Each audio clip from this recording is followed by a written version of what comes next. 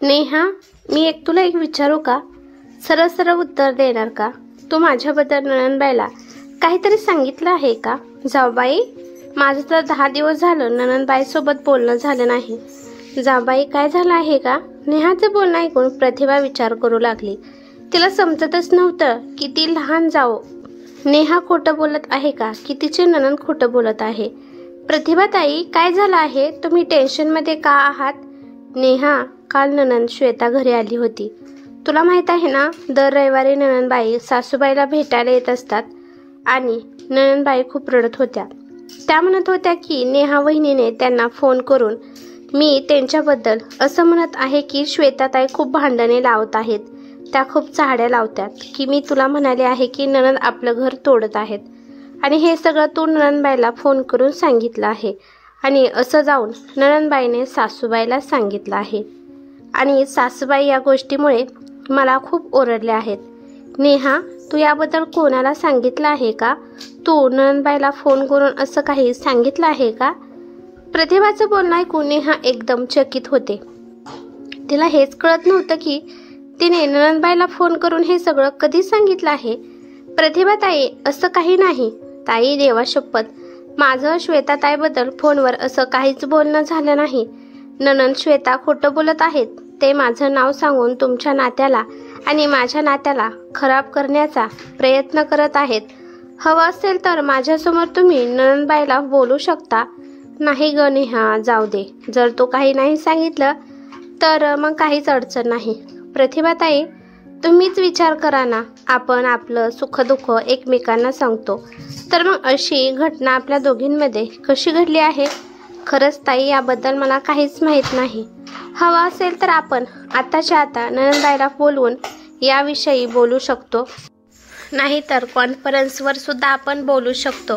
प्रतिभा नेहाला म्हणाली, जाऊ दे ग नेहा, नणंदबाई स्वतःच्याच मनाने बोलल्या असतील. जाऊ दे, कसे हा मॅटर शांत झाला आहे. सारखं सारखं तेच विचारून हंगामा करायचा नाही. अगं नेहा, तू तर नवऱ्यासोबत बाहेर राहतेस, पण मी तर इथेच राहत आहे. मी जर काही म्हणाली तर सासू माझं जीवन नरक बनवेल आणि नणंद पण रविवारी इथे येतच असते. मी विनाकारण आता काही करू शकत नाही. फक्त मला तुझ्याकडून कन्फर्म करायचं होतं. नाही हो ताई, मी तुमच्याबद्दल कशी बोलू शकते? तेव्हा अचानक सासू सरिता ताई आल्या आणि त्यांनी फोन प्रतिभाच्या हातातून घेतला आणि त्या म्हणाल्या की मग तुम्हाला म्हणायचं आहे का माझी मुलगी खोटं बोलत आहे? नक्कीच प्रतिभा, तू फोनवर नेहाला सांगितलं असेल आणि नेहाने माझ्या मुलीला सांगितलं आहे, त्यामुळेच तर ती बिचारी रडत होती. तुमच्या दोघीचा फोन सारखा चालूच असतात, तर मग 100% तुम्ही दोघे या विषयावर बोलला असताल. आणि नेहा, तुला लाज वाटत नाही? तू प्रतिभा आणि नणंदमध्ये भांडण लावत आहेस. तू श्वेताला फोन करून सांगितलं आणि आता प्रतिभाला म्हणत आहे की मी फोन केला नाही. तुला लाज वाटत नाही? नेहा रडायला लागली आणि म्हणाली की आई, माझा विश्वास करा, मी याबद्दल श्वेताताईंना काहीच म्हणाले नाही आणि प्रतिभाताई पण मला कधीच श्वेताताईबद्दल वाईट बोलल्या नाही. मग नेहा, तुला म्हणायचं आहे का माझी मुलगी खोटं बोलत आहे? आई, मला त्याबद्दल काही माहीत नाही. हवं असेल तर मी आता श्वेताताईंना फोनवर बोलू शकते. हो, तू पण तुझ्या माहेरी हे सगळं शिकून आलेली दिसत आहे. तू तिथे जाऊन तुझ्या बहिणींना काहीतरी सांगत असशील. तू पण माझ्या बहिणीसोबत परक्यासारखी वागत असशील. जर खबरदार माझ्या मुलीला फोन करून याबद्दल काही विचारलं तर, नाही तर तिच्या सासरी तिची विनाकारण तुम्ही बदनामी करू टाकचाल. बिचारी नेहा काय बोलणार होती? तिने काही सुद्धा केलं नव्हतं तरी ती गुन्हेगार ठरली होती. नेहा प्रतिभाच्या पण नजरेतून पडली होती आणि आता ती सासूच्या नजरेतून पण पडली आहे. पण तिला श्वेताबद्दल काहीच कळत नव्हतं की त्यांनी त्यांच्या मनाने एवढं सगळं का ठरवलं असेल. फोन ठेवल्यानंतर नेहाने लगेच श्वेताला फोन लावला. फोन श्वेताने उचलला होता. ती खूप नॉर्मलच बोलत होती. त्यानंतर नेहा म्हणाली की ताई, घरून फोन आला होता. सासूबाई मला विचारत होत्या की माझ्यावर खूप रागवल्या होत्या. ताई, मी तुम्हाला प्रतिभा ताईबद्दल तुम्हाला काही म्हणाले होते का? नाही नेहा वहिनी, तुम्ही काहीच नाही म्हणाला. तर मग मी तुम्हाला प्रतिभा ताईबद्दल असं म्हणाले की प्रतिभाताई तुम्हाला चुगलीखोराने घरात भांडणे लावण्याचा प्रयत्न करत आहेत. अहो वहिनी, आईचं म्हणणं काय एवढं मनावर घेत आहात? वयानुसार आईची बुद्धी पण भ्रष्ट व्हायला लागली आहे. असं काहीच नाही. चला मी फोन ठेवते, सध्या मला खूप काम आहे, असं म्हणून श्वेताने फोन ठेवून दिला. नेहाला काही समजलं नाही. आता ती खरं बोलत आहे हे कोणाला आणि कसं सांगू हेच तिला समजत नव्हतं. सासूबाईला कॉन्फरन्सवर घेऊन श्वेतासोबत बोलावं म्हणलं तर श्वेता पण बोलायला तयार नाही. आणि आई आणि मुलीमुळे माझी बहिणीसारखी जी जाऊ आहे तिच्यासोबत माझे संबंध वाईट होऊ लागले आहेत. त्या दोघी जावा कमी परंतु बहिणीप्रमाणे वागत होत्या.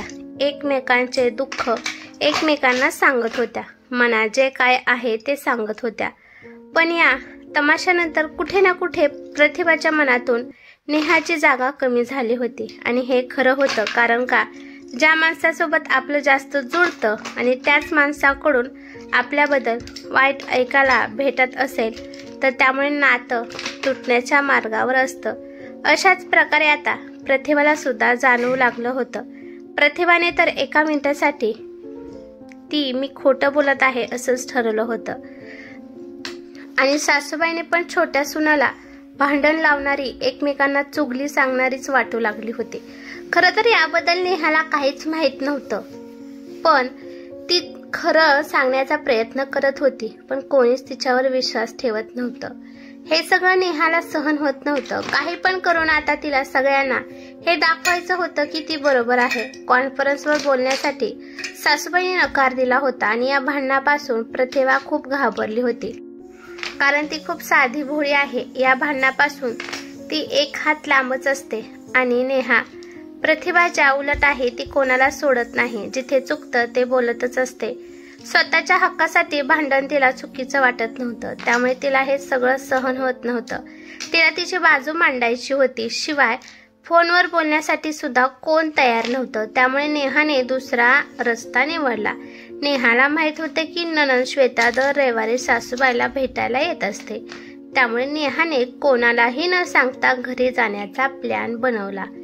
ती जाणून बुजून संध्याकाळी 7 वाजता घरी पोहोचली. अचानक नेहाला पाहून सरिताताई, प्रतिभा आणि श्वेता हैराण झाल्या.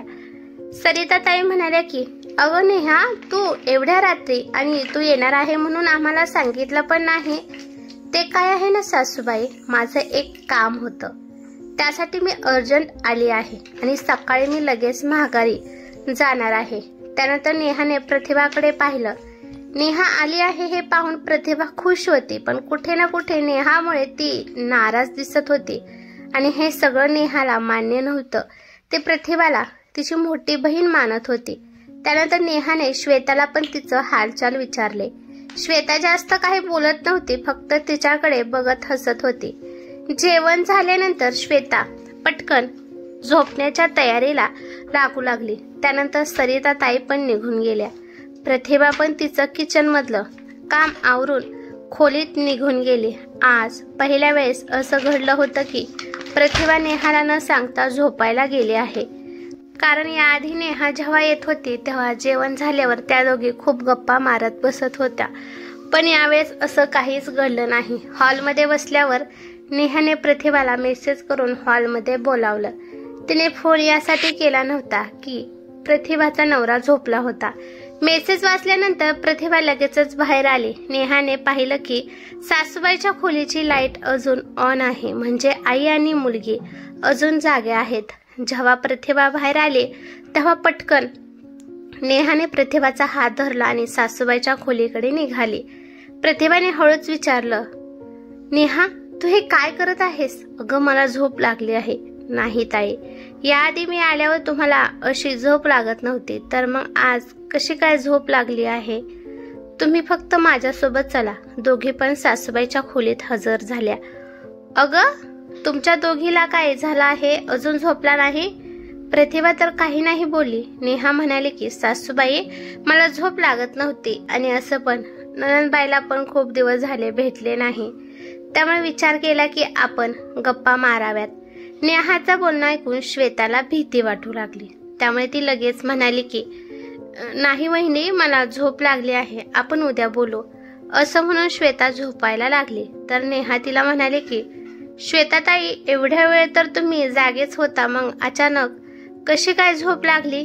अगं नेहा, तिला का त्रास देत आहे? तिला झोप लागली आहे तर तिला झोपू दे ना.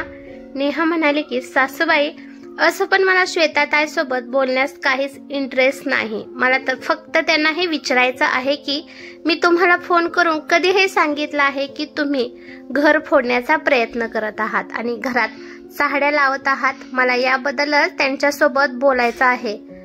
प्रतिभाला माहीतच नव्हतं की याबद्दल नेहा अचानक बोलणार आहे. या गोष्टीसाठी आता अजून घरात भांडणे होते असं प्रतिभाला वाटू लागलं. सासू म्हणाले की नेहा, जे झालं आहे त्याला सारखंच का गिरवत बसत आहे? नाही सासूबाई, जर ही गोष्ट माझ्याशी जुळत आहे तर मी ती अशी सहजासहजी सोडून देणार नाही.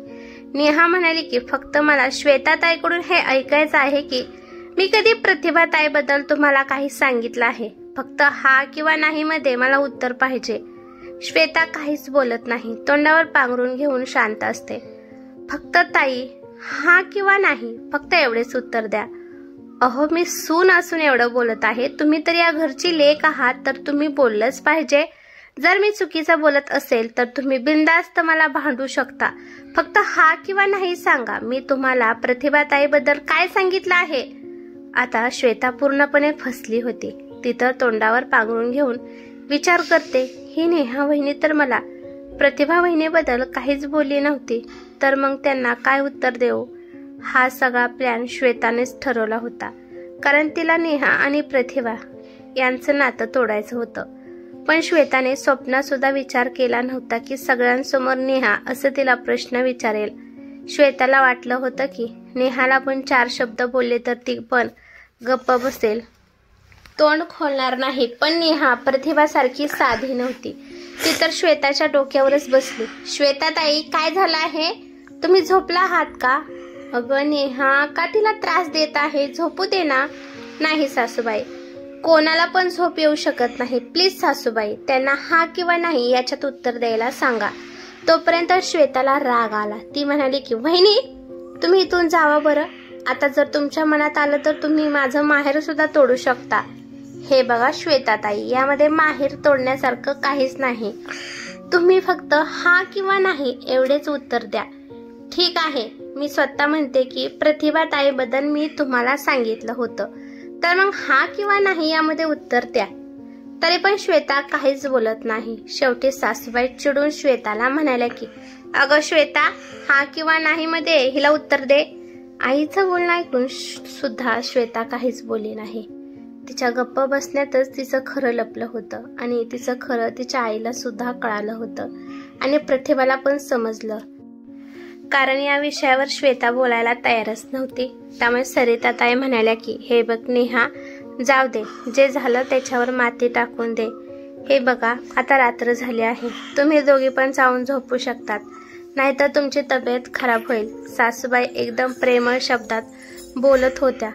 त्यांचं बोलणं ऐकून प्रतिभाला आणि नेहाला समजलं की सासूबाईला सत्य कळालं आहे. त्यामुळे त्या दोघी पण बाहेर आल्या. बाहेर आल्यावर प्रतिभा नेहाच्या गळ्यात पडून रडते आणि म्हणते की नेहा, मला माहित होतं तू काही नाही सांगितलं, पण का माहित नाही, पण तुझ्याबद्दल माझ्या मनात जरा नाराजगी भरली होती.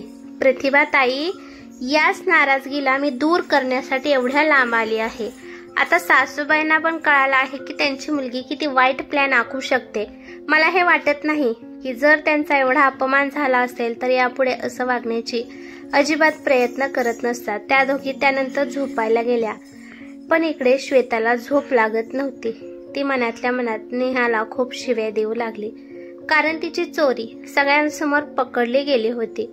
दोन्ही सुना निघून गेल्यावर सासूबाई श्वेताला म्हणाल्या होत्या की श्वेता, दोन्ही सुनामध्ये असं भांडण लावणं चांगलं नाही. उलट तू तुझ्यावरच संकट ओढून घेत आहे. हे बघ, मला माहित नाही कोणी काय म्हणालं, कोणी काय नाही म्हणालं, पण मी तुला हे सांगते की तुझी आई आज आहे, उद्या नाही. जर तुला माहेर जपायचं असेल तर तू असा घाणेरडा प्रयत्न अजिबात करू नकोस. बाकी तर तुला सगळं समजतं. यापेक्षा जास्त मी तुला काही सांगू शकत नाही. श्वेताची आई तिला जास्त काही बोलली नाही, पण तेच बोलणं तिच्या मनाला लागलं. ती तिच्या आईला माघारी पण काही बोलली नाही. यानंतर श्वेताने असं घाणेरडं कृत्य कधीच केलं नाही. ही कथा कशी वाटली ते मला कमेंट करून नक्की सांगा. कथा आवडली तर लाईक शेअर नक्की करा आणि चॅनेलवरती नवीन असाल तर चॅनेलला सबस्क्राईब करा. धन्यवाद.